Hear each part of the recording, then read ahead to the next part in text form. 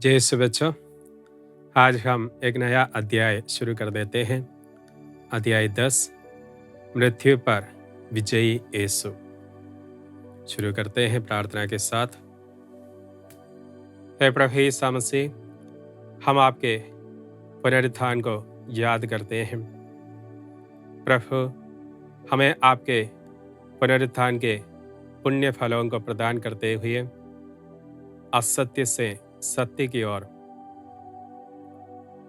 मृत्यु से जीवन की ओर, अंधकार से प्रकाश की ओर ले चलने की कृपा प्रदान कर, क्रिस्त हमारे प्रभु के द्वारा, आमीन। बच्चों, अब हम प्रभु यीशु मसीह के जीवन के अत्यंत महत्वपूर्ण एक घटना को याद करेंगे, प्रभु का पुनरुत्थान। प्रभु यीशु मसीह को कब्र में रखने के बाद कुछ स्त्रियां कब्र में पहुंचती हैं बड़े सवेरे कि प्रभु यीशु मसीह का विलेपन करने के लिए, उनका शरीर को सुगंधित द्रव्यों से विलेपन करने के लिए। प्रभु यीशु मसीह का कब्र, जैसे कि हमें पता है कि एक नए चट्टान की खुदी हुई कब्र थी और उसके मुंह पर एक बड़ा सा पत्थर लुढ़का कर रखा हुआ था। लेकिन प्रभु यीशु मसीह का दर्शन के लिए जब स्त्रियां आई तो वे आपस में चर्चा कर रहे थे कि कौन हमारे लिए कब्र के मुंह से पत्थर हटा देंगे। और जैसे ही वे लोग पास में आया तो बिजली की चमक जैसे उन्होंने उजाला देखा और वहां पर उन्होंने देखा कि पत्थर अलग लुढ़काया हुआ है। तो वहां पर एक स्वर्गदूत उज्जवल तेजस के साथ वहां बैठे हुए हैं। पहरेदार सब घबरा गए। नारियों से स्वर्गदूत ने कहा, डरिए नहीं, प्रभु यीशु मसीह यहाँ नहीं है, वह पुनर्जीवित हो चुके हैं।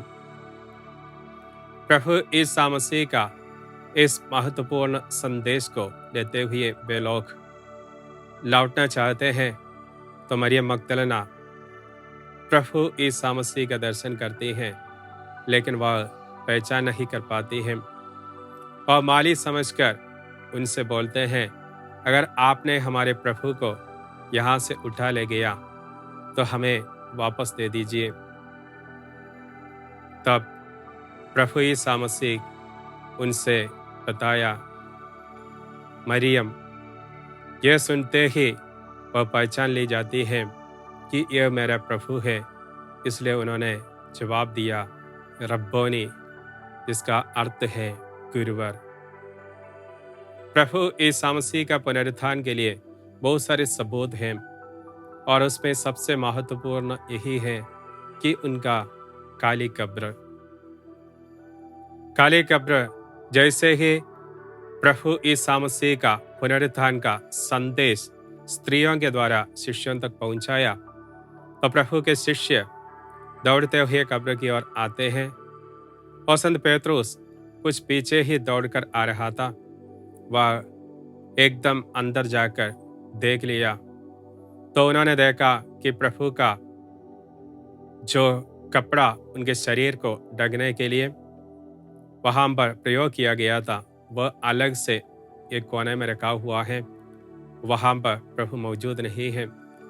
और इसी काली कब्र से शिष्यों को पता चला कि प्रभु यीशु मसीह पुनर्जीवित हो चुके हैं।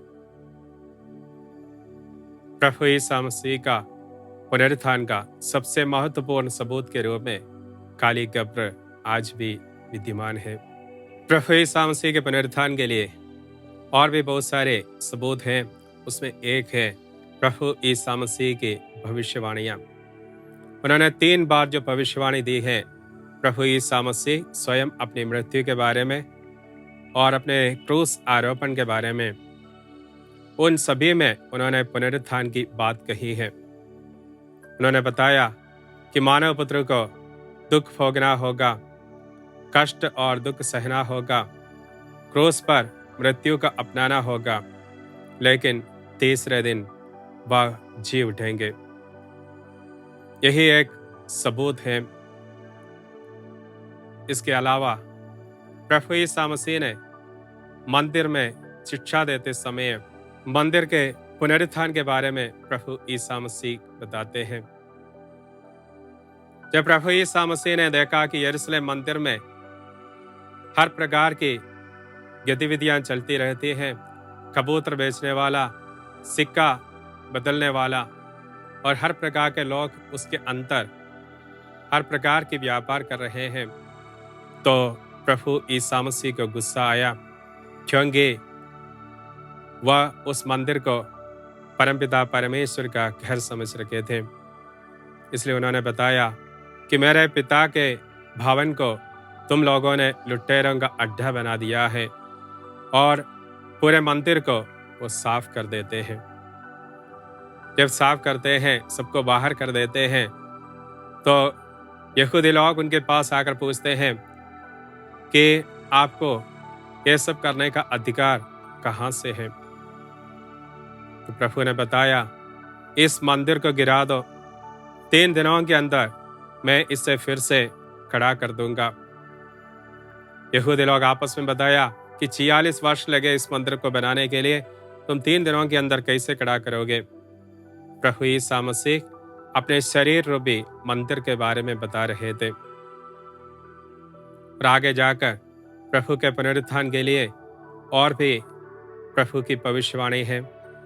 जब प्रभु यीशु मसीह के पास फरीसी लोग आकर पूछते हैं कि हमें एक चिन्ह दे दीजिए, तो प्रभु यीशु मसीह ने बताया, कोई नया चिन्ह तुम्हें नहीं दिया जाएगा, सिर्फ योनस के उसी चिन्ह मिल जाएगा। जिस प्रकार योनस नबी को ईश्वर का आदेश मिला कि निनवे नगर में जाकर तुम्हें वहां के लोगों को पश्चाताप का संदेश सुनाना है, तो नबी को अच्छा नहीं लगा। नबी जिस दिशा में जाना था उससे मुंह फेरते हुए दूसरी दिशा की ओर चले जाते हैं, और वहां क्या कुछ हुआ है हमें मालूम है कि वह अपना लक्ष्य तक नहीं पहुंच पाते हैं। उन्होंने योनस को उठाकर समुद्र में फेंक दिया और एक मच्छ तुरंत उसे निगल जाता है। प्रभु यीशु मसीह ने बताया कि योनस जिस प्रकार 3 दिन और 3 रात मच्छ के पेट में रहा, वैसे ही मानव पुत्र को धरती के पेट में और धरती के अंदर 3 दिन और 3 रात रहना होगा, जिसके बाद वह पुनर्जीवित हो जाएंगे। इस प्रकार योनस का चिन्ह इस बात का संकेत देते हैं कि प्रभु यीशु मसीह तीसरे दिन जी उठेंगे। इसके अलावा प्रभु यीशु मसीह का पुनरुत्थान का सबसे महत्वपूर्ण और जीवंत उदाहरण के रूप में प्रभु यीशु मसीह द्वारा दिए गए दर्शनों से हमें पता चलता है। प्रभु यीशु मसीह पुनरुत्थान के बाद सबसे पहले मरियम मगदलीना के सामने प्रकट हुआ, और जैसे ही उन्होंने पहचान लिया ये मेरा प्रभु है, उन्होंने दोहराया, बुलाया गुरुवर यानी रब्बोनी। और उसके बाद प्रभु यीशु मसीह शिष्यों को कई बार स्वयं प्रकट किया गया। पुनरुत्थान काल के बारे में हमें पता है। प्रभु यीशु मसीह के इस पुनरुत्थान को कलीसिया के द्वारा याद करने के लिए विशेष रूप से सीरा मलबार कलीसिया में 5वां काल के रूप में पुनरुत्थान काल आते हैं। इस काल में पुनर्जीवित प्रभु यीशु मसीह का हर गतिविधि, हर दर्शन का हम याद करते हैं। पुनरुत्थान पर्व हमें पता है कि उसे पर्वों का पर्व माने जाते हैं, क्योंकि सबसे ज्यादा प्रभु यीशु मसीह के शिष्यों को महत्वपूर्ण त्योहार है पुनरुत्थान पर्व। पुनरुत्थान पर्व के तुरंत बाद जो रविवार आते हैं उसको सीरा मलबार कलीसिया में नया रविवार के रूप में मानते हैं। वह इसलिए है कि पुनरुज्जीवित प्रभु यीशु मसीह के अनुभव पाने वाले प्रभु यीशु मसीह के शिष्यों का सबसे पहला दिन के रूप में इस रविवार माने जाते हैं। कुछ लोग इस रविवार को संत थॉमस दिन भी मानते हैं, क्योंकि प्रभु ईसा मसीह का दर्शन सबसे महत्वपूर्ण तरीके से संत थॉमस ने अपने जीवन में उतारा। यही एक अनुभव पाने के लिए इस रविवार को हम विशेष रूप से नया रविवार के रूप में जानते हैं। विशेष रूप से ऐसे रविवार में तीर्थ यात्रा की जाती है। केरल के मलयाटूर में लोग उस दिन पुण्य दर्शन के लिए उस पहाड़ी चढ़ते हुए अपने सारे पाप और गुनाह को भूलते हुए, क्षमा मांगते हुए नई जिंदगी की शुरू करने का एक निर्णय वहां पर ली जाती है।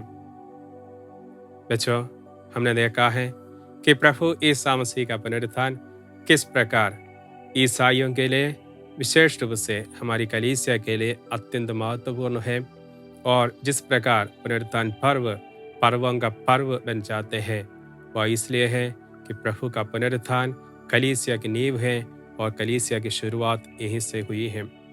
आइए हम सभी मिलकर प्रभु का पुनरुत्थान का उस महत्वपूर्ण घटना पर मनन करें।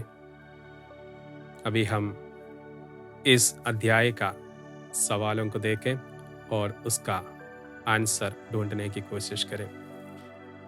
पहला सवाल यही है, ईसा की कब्र पर पहरा लगाने का कारण क्या है? प्रभु ईसा मसीह के कब्र का पहरा लगाने का कारण यही है कि प्रभु ईसा मसीह ने कहा था कि मैं तीसरे दिन जी उठूंगा। दूसरा सवाल, इस मंदिर को ढा दो और मैं इसे 3 दिनों के अंदर फिर खड़ा कर दूंगा। ईसा ने किस मंदिर के बारे में ये कहा था? प्रभु ईसा मसीह ने अपने शरीर रूपी मंदिर के बारे में बताया था कि 3 दिनों के अंदर मैं फिर इस मंदिर को खड़ा कर दूंगा। अगला सवाल,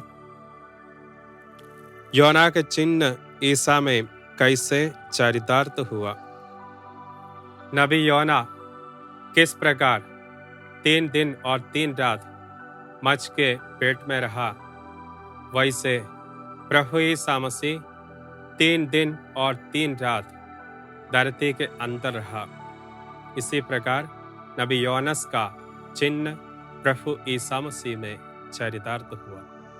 चौथा सवाल, ईसा के पुनरुत्थान के लिए एक महत्वपूर्ण सबूत क्या है?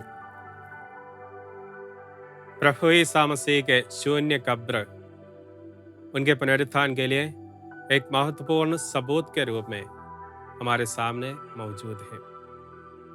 आखिरी सवाल, पुनरुत्थान के बाद ईसा के दर्शनों में से किसी एक का वर्णन कीजिए।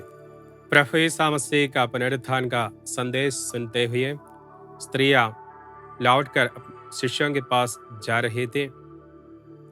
तब प्रभु ईसा मसीह उनके सामने प्रकट होते हुए उनका अभिवादन किया और बताया, डरो नहीं, अपने शिष्यों से कहना, तुम लोगों से पहले मैं गलीलिया जा रहा हूं, वहां पर वे मेरा दर्शन करेंगे। इस प्रकार प्रभु का दर्शन सबसे पहले स्त्रियों ने पाई है। आप सभी प्रभु ईसा मसीह के उस पुनरुत्थान का अनुभव को अपने जीवन में उतारे। सबको जय यीशु।